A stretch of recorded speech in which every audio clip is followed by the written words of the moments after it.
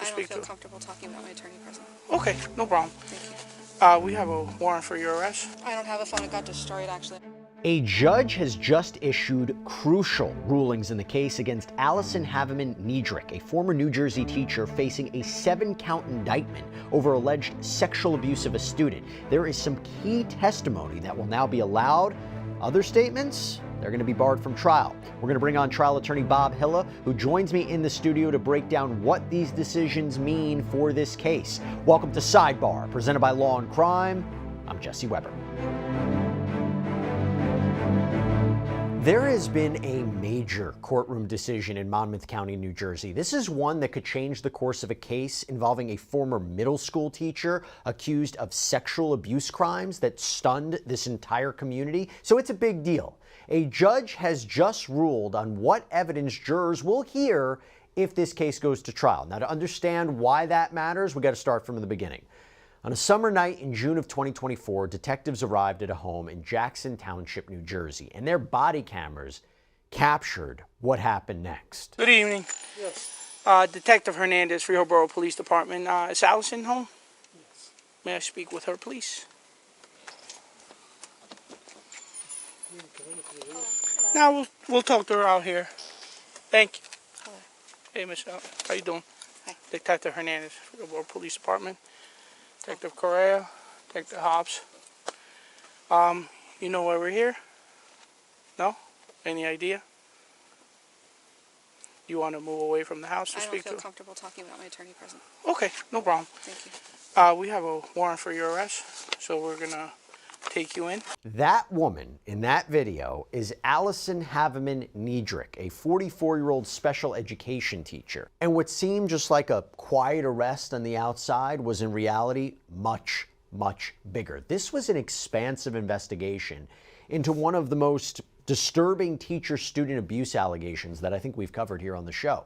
So how do we get here? Here's the thing. In early 2024, Allison Havemann-Niedrach, she looked like any other suburban mom and respected teacher, right? She was teaching special education at Freehold Intermediate School in Monmouth County, New Jersey. But by that summer, she would be arrested in the middle of the night, accused of grooming and sexually abusing one of her 8th grade students. According to reporting from Jersey Shore Online, the outlet spoke with a parent whose son was friends with the alleged victim, and she told reporters that in February of last year, her child mentioned that his friend was, quote, dating a teacher's daughter. So she soon realized that it wasn't the teacher's daughter at all. It was the teacher herself. The same parent said she became aware of inappropriate photos being exchanged with the alleged victim and then reported it to the school's vice principal. And despite these warnings, Havemann-Niedrach remained in the classroom, continuing to work around students.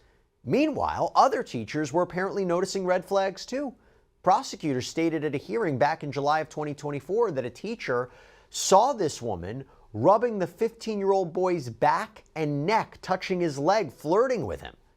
According to investigators, that relationship quickly spiraled into something far more serious. After searching the alleged victim's phone, they say Havemann-Niedrach and this boy exchanged an astonishing 25,000 text messages in just a few months. Think about that. They say thousands were sexual in nature. Many included explicit photos and videos. The boy later told detectives that they engaged in various sexual activities at her house, in hotels, and by the way, police would later confirm hotel visits using GPS data from his phone. Let me ask you something. Have you ever sat through a meeting and you thought at the end of it, wait, what did we just decide after all of that? Maybe you sat through a really good discussion, but then you lost track of what the action items were later on. Look, I've been there. I'll freely admit it, but that is why I want to bring your attention right now to our partner, Claude AI, and their newest product, the Note Pro. Okay, this right here is an AI meeting assistant that is designed for leaders. It's about the size of a credit card. It's slim, it's portable, and by the way, look at that. Goes right on the phone. So easy. I can keep mine with me for brainstorming sessions when we're planning new episodes of Sidebar or interviews. It picks up voices from up to 16 feet away. It filters out background noise. It can record non-stop for up to 50 hours. But here's the real game changer. It captures absolutely everything. Audio, pictures, written notes, highlights, and then the app turns it all into structured summaries with insights and clear to-dos that you can then share with your team. And with Ask Claude, it's like having a second brain. It can draft follow-up emails, it can pull data reports, it can even help you brainstorm, all based on the context of your meetings. Plus, NoPro gives you peace of mind. There's a display screen that shows your recording status. It has Apple Find My, fast file transfer. It meets the highest privacy standards, so I feel secure using it even for the most sensitive of topics. And if you're like me and you want to make the most of your time, it's time to try the Plaud Note Pro. So right now, you can get 10% off of Plaud's other features, the Note and Note Pin, with code Jesse. Just click the link below or scan the QR code on screen. As June 26 turned into June 27, 2024, detectives arrive at Havemann-Niedrach's parents' home in Jackson Township, New Jersey, just before midnight. The entire scene was captured on body cam video, and she comes outside calmly, barefoot, and listened as officers told her. Yeah, I gotta put you under cuffs, though. Okay. All right? Yeah. Joints are very fragile. I'm not gonna hurt you in any shape or form. This is gonna go on gently. Right? Still good? Thank you.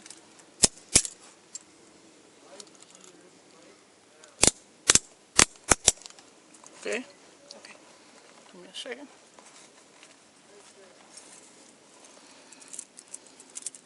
My husband's here with my kids. Okay. Thank you, and I see your parents there. Yeah, my parents are here. They're fine. My kids are safe. All right. Do me a favor. Go like this. I do have a lot of medical issues. I'm sorry. Okay. No problem. What does she need? Medication? Alright, let's, we'll have them get it. Yeah. They know My where it is, husband right? can get it. Yeah. Can you let her know? Can you get my antibiotics and my on the Keep counter? them in the same container. They're the same pills though. Oh, the same pills, Like okay. one was just running empty, so I just want to Gotcha. same thing. Perfect. Sorry, my mom had strokes recently. Okay. No problem. I'm my parents' caretaker. Okay. Where is she going now? She's gonna come back to the Freehold Borough Police. She's going to her police station in Freehold. Yes. Do you know their numbers? Our parents? Yeah. Everything? Yeah. Okay. And they have my attorney's number now. Okay. Should Yeah. I keep that with me as well, or? If you don't know I by don't know heart, it. I don't know my attorney's phone number. yeah, I would highly recommend for you to get it, because that way you I have have a that piece piece of of- paper. We'll get it. Yeah. Where's it at? Where's the paper? It's, if you want my husband to get it, he knows where it is. Yeah. Just tell them what to get. Go ahead, sir. No, you could go out. Can we combine one of them? Oh, So I you lied. can't- you You can't can't combine combine them. those. Okay. Sorry. And then How much is that? that's Okay. I need the red paper that's taped to the cabinet that has my attorney's name and Pastor Denise's name, please. Do you I take baby aspirin every day for my heart. Do you want We that can as throw well? that in one of them, right? No, I don't, That's- I don't want to combine meds. So, It's a separate container. Can Yeah. you get the baby aspirin as well? Thank you.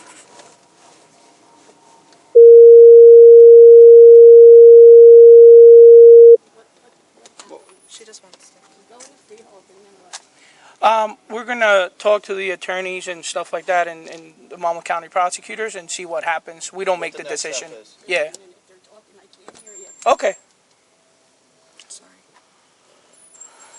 So about how long, like, would she stay in Freehold?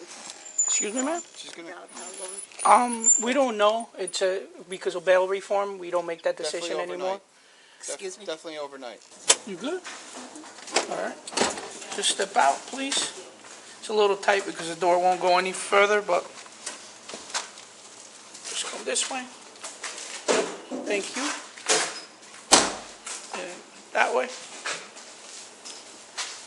Straight forward. And to that right, and that door. Let me get the warrant. Now, at first, prosecutors, they charged Havemann-Niedrach with just 2 counts of sexual assault. But after reviewing all of this evidence, a Monmouth County grand jury returned a far more serious indictment, and that included aggravated sexual assault, second-degree sexual assault, endangering the welfare of a child, manufacturing child sex abuse materials, possession of child sex abuse materials, and official misconduct. The child pornography charges alone carry potential sentences of decades in prison, and prosecutors, by the way, are also seeking an enhancement on the misconduct charge, claiming she abused her authority as a teacher. Now, she has pleaded not guilty. She was released under home detention, living at her parents' house under strict conditions, including that she's to have no contact with the victim, no unsupervised contact with minors, and no social media use. But then you fast forward to months later, and Judge Jill Grace O'Malley has handed down 2 important decisions about what evidence the jury will see. So to help me break it all down, I want to bring on a special guest, trial attorney Bob Hille, who is here with me in studio. Bob, good to see you. Thanks so much for taking the time. Jesse, great to be here with you. How serious are multiple charges here, and particularly aggravated sexual assault, official misconduct? How serious are those in terms of potential sentencing if she's convicted? Well, it's certainly going to be if it's a consecutive sentence imposed here, if there's some reason for the judge to really throw the book at her, that tacks on a lot of time. I mean, first degree charge alone in New Jersey is 10 to 20 years. A second degree runs from 5 to 10, and a third degree is up to 5. So you have, I think, 4 second degrees here with a maximum of 10 years. You have 2 first degrees with a maximum of 20. When you add on the third degree, you're looking at, if it were consecutive and maximum, 85 years. And I think there was a plea offer in this case of about 12. Which might have been a good deal considering what you're talking about. I'm confused what the defense is going to be. Talk about 25,000 messages. 25,000 messages. Like, what is the defense to explain those away? Because there's one thing a he said, she said. There's another thing when you have surveillance footage, and there's another thing when you have messages. Those are hard to get away. What do you say? Someone hacked into your phone? What do you say? There's a benign explanation for 25,000 messages? Well, the number themselves is going to add a huge aggravating factor. And by the way, does a jury see 25,000 or no? They're selective. Well, they'll know there were 25,000. Okay. Whether or not the judge is going to allow, because remember, in New Jersey, as in other states, the judge has control over the proceedings. The judge allows and is the gatekeeper for evidence. So, you know, the judge is not going to make a jury sit there for weeks on end to go through 25,000 messages, but they'll allow a lot of leeway to the state prosecution, provided they're admissible to go into things that will paint an accurate picture of what's supporting the charges. What is the defense to all that? What is the defense to these charges? It's going to be a tough case for the defense. Obviously, in the first instance, you want to try and keep the evidence out. But already there's some problems with that from the defense side of it. And again, you know, here the issue is you're dealing with an 8th grader. You're dealing with somebody who's 44. The fact that he's a male and she's a female doesn't make a difference under the current law. So the question would be whether or not, ordinarily they were a consensual relationship, but here the age difference, it's got to be 13 to 16, and this victim falls within that range to justify the offense. So that alone, with respect to the sexual contact, if there was a penetration issue here, you know, which it would enhance it to an aggravated, to a first degree, you know, those are all going to be things that are going to be difficult for the defense to get around. And by the way, to be clear, at a trial, this child would have to take the stand and be subject to cross-examination by her attorney, right? That's rough. Well, not necessarily. Okay.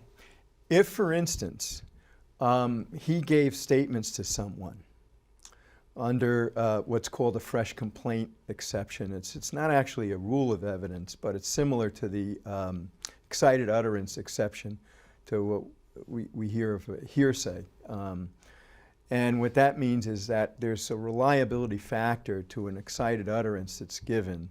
In this case, it would be a fresh complaint exception where the details of that can come in. Now, if it's something where there's a stress factor relating to the issues in the case, And, you know, in that circumstance, the details of it come in. The person does not have to testify, and the state can use it in their own case in chief. So there's an important distinction in terms of if those discussions to a third party from a victim of sexual offense or child abuse, and it's fresh in someone's mind, then the court has to do an analysis and say, okay, do these come in? Now, if they come in, you don't necessarily have to have the victim. And there may be times when you want to have that or not have that. I think the older the victim is, the more likely you're going to have that person testify. And I think in this case, it's probably likely they're going to be listed as a witness. It's just don't you turn the jury off by the way you question such a young victim or alleged victim? It is very difficult for a defense attorney to question a victim, especially a minor victim of a sexual assault case, because, you know, the jury is going to first of all identify with the witness and not the lawyer. So while they expect the lawyer to treat the witness fairly, to go after things that may be significant in the case that they have to decide to do their job, they have to make sure or wade through that the lawyer's just not overdoing it, trying to bully the witness, Right. trying to make suggestions about the witness's testimony that are not justifiable. In that case, yes, that will bomb the cross. I want to go back to the plea deal that you mentioned. Yes, the reporting indicates that she was offered a plea deal. Proposed plea agreement was to plead guilty to aggravated sexual assault, serve 12 years in a New Jersey state prison. According to Jersey Shore Online, that sentence would have fallen under the No Early Release Act, which apparently mandates individuals convicted of certain violent crimes to serve at least 85% of their sentence before becoming eligible for parole. When you think about that, you think about if she had rejected that, why she rejected it. And by the way, how is that offered? Like, what she's accused of doing is pretty heinous. What are the incentives for prosecutors to offer a deal? And what would have been the reason she rejected it or allegedly rejected it? Well, I think the one issue here is, generally speaking, if things arise out of the same series of events but support different charges, what the courts will do is they will run those sentences. If there's a finding of guilt, of course, you know, we have to have that. Then the court has to do a sentencing analysis. And then they have to look at what the range is for the various charges. Now, the real issue in a lot of criminal cases involving sentencing is it consecutive or is it concurrent? If it's concurrent, then you look at all those charges lumped together, what the maximum range is, and what the likelihood of the court's imposition in that range. So if it's 10 to 20 years for first degree, the question is, and you have to serve 85%, which is correct in New Jersey, then the question becomes, do you get that 12 years anyway under the circumstances, or do you get something more than that? Could it be 15? And then is it consecutive? You know, the problem here, I think, for the defense is going to be not just the aggravated sexual assault charge, but the manufacturing of child pornography. And the problem that makes that a first degree. Yeah. So you have two first degrees that are really sort of, while they're linked in terms of a continuing relationship between the defendant and the victim, they're really different charges where a court could impose consecutive sentences on those two charges with the sort of, I don't want to say lesser included offenses, but the related offenses that are of a lesser severity, you know, would probably be encompassed within a concurrent application of the penalties by the court. But it doesn't signal to you that she's like, oh, I think I have a good case, I'm going to win this. Not necessarily. I can't believe, and you know, she has a good defense attorney in this case, someone who used to work with the public defenders and now is with a very good criminal defense firm in New Jersey. I can't imagine, you know, that they're really warmed up to a success on these charges for an acquittal. Yeah. And I think there are probably a lot of discussions continuing with the Monmouth County Prosecutor's Office to try and see where they'll go on that. There's another sad aspect of this that I want to mention. So Jersey Shore Online reported that during the course of this investigation, the alleged victim in this case suffered a mental health crisis, was hospitalized, reportedly even asked police to hold on to his phone to prevent being contacted anymore. When you think about that, how does the alleged victim's hospitalization, this mental health crisis, how does that influence the perception of this case's severity and also what that person will testify to at a trial? Well, it's certainly going to have a big impact at sentencing. But before you get to sentencing, you got to go to guilt. Yeah. Now, those factors are going to be relevant, for instance, with some of this, we talked about fresh complaint exception to the hearsay rule. And, a statement to a third person could come in which can corroborate basically the victim's testimony.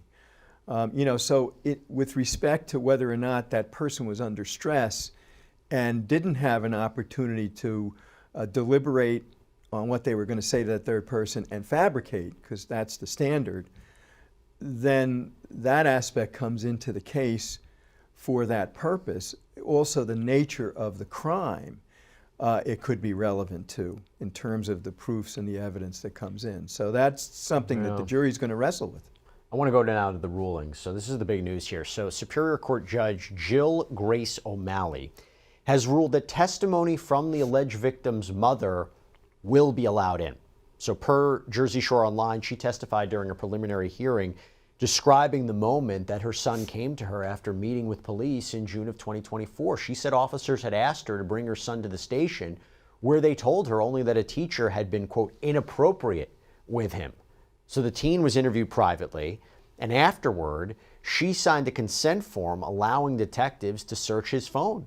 And according to this mother, her son apologized and admitted that he had not been dating the teacher's daughter, as many in the community had believed, but instead the teacher herself. He said there had been sexual contact on at least 2 occasions in Havemann-Niedrach's car, and that she had threatened to report him to the school director if he ignored her. Now, Judge O'Malley later ruled that this testimony is admissible under what you were talking about, New Jersey's fresh complaint doctrine, again, which allows jurors to hear how a victim disclosed abuse to someone that they trusted within a reasonable time of the alleged events. So how significant is that ruling? Well, I think that's a very significant ruling because it's going to do 2 things, and depending on the nature of it. And first you start with hearsay. Hearsay, we all hear that term in trials. Okay, hearsay very simply is just when you make a statement to a third person, and that third person is saying what that statement was. You can't cross-examine that statement. You can cross-examine that witness, but you can't cross-examine the person who made that statement in that context. But there are certain exceptions. So when a judge looks at hearsay and whether certain hearsay is going to come in under exception, it's all about reliability, relevance, and fairness. I mean, that's what the judge has to look at here. Because you don't want to go through a trial, go through a child sex offense trial, and then have it overturned and have to come back and do the whole thing again. So, the judge is going to look at that, and I think here she did the right thing by having a hearing, doing that testimony, because it becomes an abuse of discretion for the judge, not plain error, because she's now weighing credibility, and she's in the best spot to weigh the credibility, not an appellate court later on, in terms of what the mother said.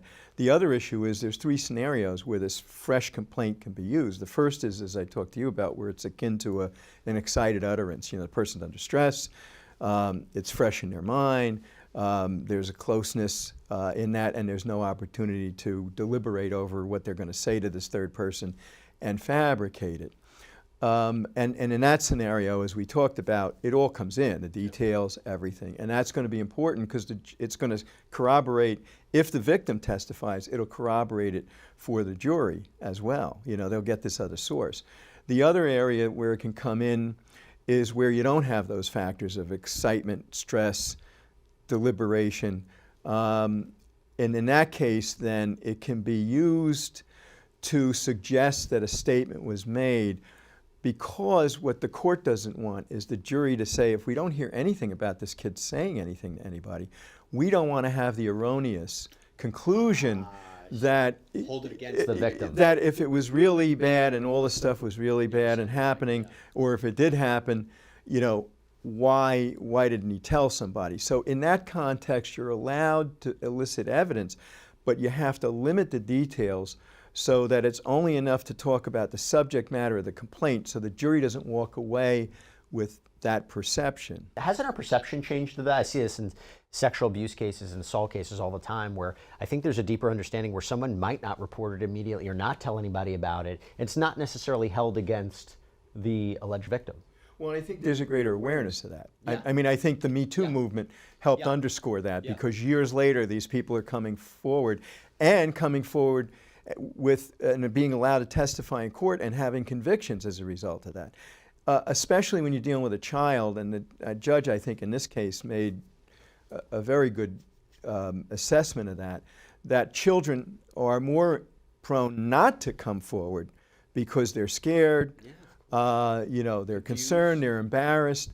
So it's more likely than not that they're not going to come across with that. And I think the jury probably would speculate on that, and they probably would defer to that kind of a conclusion. Judge O'Malley also ruled that certain statements made by Havemann-Niedrach, after her June 2024 arrest cannot be used by prosecutors at trial. And the issue centered on body camera footage that showed her engaging, or allegedly engaging, in what appeared to be casual conversation with Freehold Borough Detective Samuel Hernandez while in custody. The topics included her daughter's cell phone and her use of Bark. This is a parental monitoring app. And although the exchange didn't appear to be a formal interrogation, right, Judge O'Malley determined that the circumstances mattered, that Havemann-Niedrach had already requested an attorney, had not been advised of her Miranda rights, and according to Hernandez's testimony, Havemann-Niedrach explained how she monitored her daughter's phone through the Bark app. Prosecutors argued that this detail was significant because investigators later found evidence suggesting that she may have used her daughter's phone to contact the teenage victim, part of an alleged deception that the victim, again, was in this relationship with her daughter, not with her. But Judge O'Malley agreed the information could have been important, but emphasized that it had been obtained without the safeguards of a Miranda warning. Right decision? Yeah, I think the judge got it right. I think what the judge is doing, she's being very careful in this case and trying to make sure that if there's a conviction here, that it's not going to be the result of error on her part. And I think where we talked about the fresh complaint analysis, where the judge had to look at relevancy, fairness, reliability, here the judge has to look at police conduct and assess that, and integrity, upholding the integrity of the system and the result. So the focus is entirely different here in terms of assessing whether or not this testimony comes in. And I think there was no Miranda, and the fact that she had requested an attorney and wasn't given it yet, and then they start going into a conversation, I think the judge absolutely got it right there, and that should have come out. Now the question is there other evidence, or from other means can the state prove that? Probably in this case they can. So while it might be a win for the defendant, it may not be a huge win for the defendant. Well, she is due back in court on October 14th for a hearing, and we will keep a careful eye on what happens next. Bob Hille, so good having you in. Thanks so much for taking the time. Appreciate it. Thank you. And that's all we have for you right now here on Sidebar. Everybody, thank you so much for joining us. And as always, please subscribe on YouTube, Apple Podcasts, Spotify, wherever you should get your podcasts. You can follow me on Instagram or X. I'm Jesse Weber. I'll see you next time.